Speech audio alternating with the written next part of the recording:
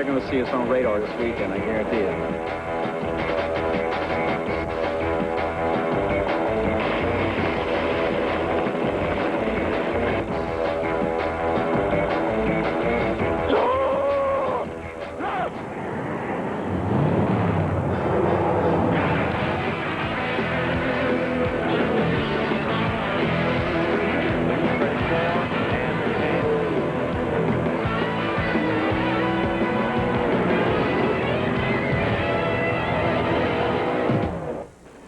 This may be the calmest water we see all weekend. Welcome to Buffalo, New York, the Buffalo Offshore Challenge. It's going to be exciting. Fasten your seatbelts. Here's what you'll see coming up. In the Warlock Factory 1 class, Lance Henriksen and Jim Arvis run this little Warlock ragged in the big water of Lake Erie. They're locked in a grudge war with the fountain. The waves will smack both boats around today, and the points leaders are battling with a sea of words. We are looking forward to taking this Warlock out front and just kicking some butt. Well, they better be careful, because whether they're out front or back in the pack, they are going to get this kind of wave action. Waves breaking right over the wall here off of Lake Erie in Buffalo, New York. In spite of this bad weather in Buffalo, the Warlock Factory 2 class will somehow get their race in. The big boats were hoping for big water in Buffalo, but they'll be the first to get a warm welcome. The water was so rough in Lake Erie that the race site had to be moved to sunny Islamorada, Florida. And the Supercats will kiss summer goodbye. Is Don Q, the eternal bridesmaid this season, about to alter the standings and rally after running over a telephone pole in the water in Baltimore? You see, telephone poles in boats, they just don't mix. Take a look at what happened to Don Q in the water. When the pole hit, it damaged the skeg, which sticks down in the lower part of the engine in the water. That's damage, and that cost him first place. We'll begin in Buffalo when we come back. The F1s are on the water, and it is a sight. The racing begins come swell or high water. Out on Buffalo Harbor on Lake Erie. Weather could be a factor today. More than likely it will be. Weather can be big water. Now, this is the first lake race this year. It's a most unusual race course. Half of it is smooth on the inside of the breakwater, and half is big and rough on the outside. Waves can whip up quickly here on the Great Lakes, and the racers will have to be ready for anything when they head beyond the safety of the inner harbor. We're going to separate the men from the boys today in the Factory 1 class, or maybe it's the smart from the not-so-smart. The bottom line is we have a large class in the Factory 1. The boat to watch is the speed burner out there, the F-160 with a tunnel boat racer, Benny Robertson.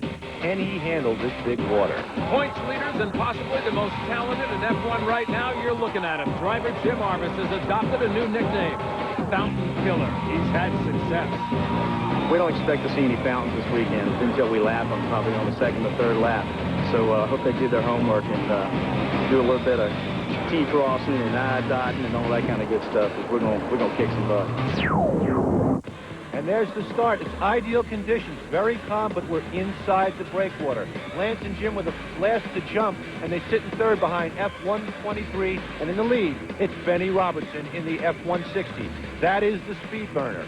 Well, the F-160 Wallace Fountain looks very strong out there. Benny Robertson and Mitch Miller having a good ride. But now look at the change of the water and look at what's happening with these boats. Well, you can see now the guys who are more at home in the rough seas are beginning to take the lead. Look at the throttling required. Yeah, you got to keep these boats on the water. It's ricocheting out there. And just look at what's happening. Benny Robertson is being overtaken by two other boats. He's being blown away. You got it. You're clear. Go it, man. Go away. Now, the F-160 is slowing down. Benny Robertson, who's thought to be a magician on the tunnel boat course, has just performed his best trick. He made a full-size fountain evaporate in one straightaway. How about 54, team progression, battling 14, now for third place. 91 heads around turn number 1 in the lead, just behind in second. A problem for the Ale House. Ale House just spun out. He's okay. Looks like he's re-entering course. Ooh, everything appears to be okay, but the F-113 lost some valuable time. They're now in 6th place. And what you're looking at right here is now, because of what happened to Ale House, a battle for second place. Boy, oh boy, they are really riding those boats high, looking for that calm water as they come back in. Oh, and it is getting rougher. The wind continues to build. Lake Erie is churning up like a hurricane nightmare. It is huge water out there. And F-123, they're loving it. They seem to be at home in this stuff. And you can see they're making a big move right now in the rough. They're coming into the calm. F-191 holding a lot of speed, hanging on that turn. They're staying right on course. The F-191 leads. The second-place boat is F-114 trying to hold off the F-154 in third. And the F-191 wins yet again. But for the first time we can remember, Lance Armstrong is not screaming while the checkers are in his hand. Notice, F-114 was running second for most of the race. On the last lap, they had engine problems. Team Progression benefits, as does Team Formula and the F-135 Team Baja. Wow, it was everything you ever wanted in an offshore race. It was flat on the inside, snotty on the outside, rough on all the turns, and tons of competition. Everybody was smoking today. And here's more good news as we look at the team points for the season. Lance and Jim and the F-191 are dominating in that points race. Offshore racers love rough water, but every year the Great Lakes come up with huge storms in the fall, leading to tragedies like the Edmund Fitzgerald. We've got conditions like that building right now. This is the inner harbor. It's almost too rough to race in. Can you imagine what it's like beyond the seawall?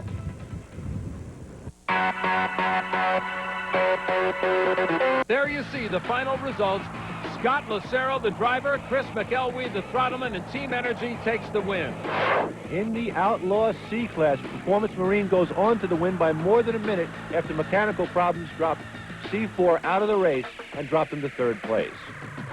Now, in Outlaw E class, another close duel. Warlock rides very, very well in it, but they start to loosen up a little bit, as all the boats do, when they get in the rough water. Eventually, the Warlock broke an E76 driven by Reggie Fountain, a third cruise to another big win. What about the weather? Let's go to Rich Lurs for the update. For even the bravest offshore racer, there's a time when courage takes a back seat to common sense. No one, and I mean no one, is going to race in these seas. The weather has forced the APBA to make a change. It's only going to get worse here. So, for the racers' safety, we're headed south in style to Isla Mirada in the Florida Keys. Close the door, buckle up, stay with us. To the Keys, yeah, it's still the Buffalo Offshore Challenge. However, we've moved to a slightly warmer and less Florida. The Keys will host the F2 and Super Cat racers. Folks here have worked hard to make it happen. I've been fortunate enough to see many of the races over about the last 15 years, but I don't recall seeing a group of boats like this. This is powerful. Well, usually with the divisional race, we have about 30, 35 boats. And that's what we were expecting. We were hoping for a little bit bigger crowd this year. And then we got word that national event and bigger boats coming. So it was really just following through with our normal plans, scaling it up, everything on the resort here. We're used to doing that type of thing. It's a wonderful boost to the economy of the community. We want you to come down here very often. This year was because of crisis, we would say that they're here. But I think they like what they're seeing, and we like what we're seeing, so I hope we get together on it. The biggest challenge was really coming up with more launching area space, another additional 100-ton crane. And, of course, this is a perfect spot.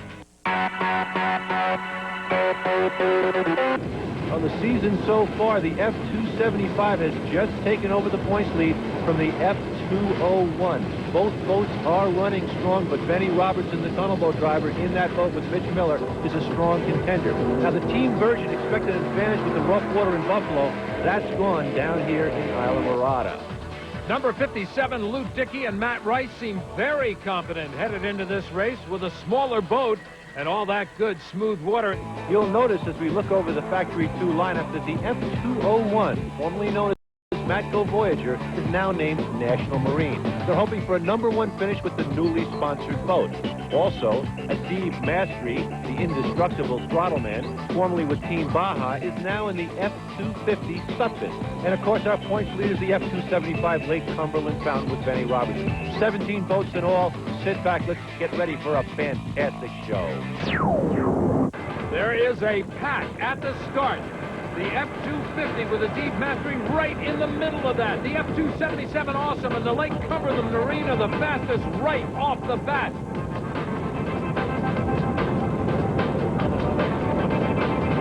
Something is wrong in the F-275. Normally, they go right to the lead. Something went wrong. It looks like they pulled the kill switch out or something. Now, this is interesting because with this smooth water, we can see it's really evened out the pack. They are battling it, and there is no one in a decisive lead. That's the slide, I think. That's the slide. It's a slide? Yeah. You sure? Yeah. It's a slide, dude. Get over there. And there they're running neck and neck with the F-257. What a battle! The F-277 is now in 5th place, just behind the F-294, the always fast Team Virgin. And in the Team Virgin, Trace Martin on the throttles. He knows these waters well, but he has to be disappointed. That big boat, he wanted the big seas in Buffalo. He got the comp seas here in the Keys.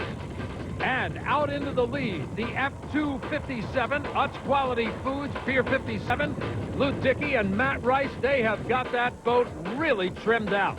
The boat is hanging beautifully. Right now, the 77 and the 94 have traded places. And it was Brian Kirby and Adib Mastri aboard the Team Sutphin boat that had rolled over. Both are out of the boat. They seem okay. Let's look at the close racing now. National Marine is all over the cigarette with Trace Martin, the Team Virgin. And in second, the F-298 is chasing the F-257 Utz. F-275 is just behind in 3rd place. There you get a good shot into the cockpit. The water looks smooth, but they're bouncing around. The leader has crossed the finish line. First win for Matt Rice and Lou Dickey. Great comeback after a big disappointment in Baltimore. And the celebration for second is even bigger. Oh! Yes!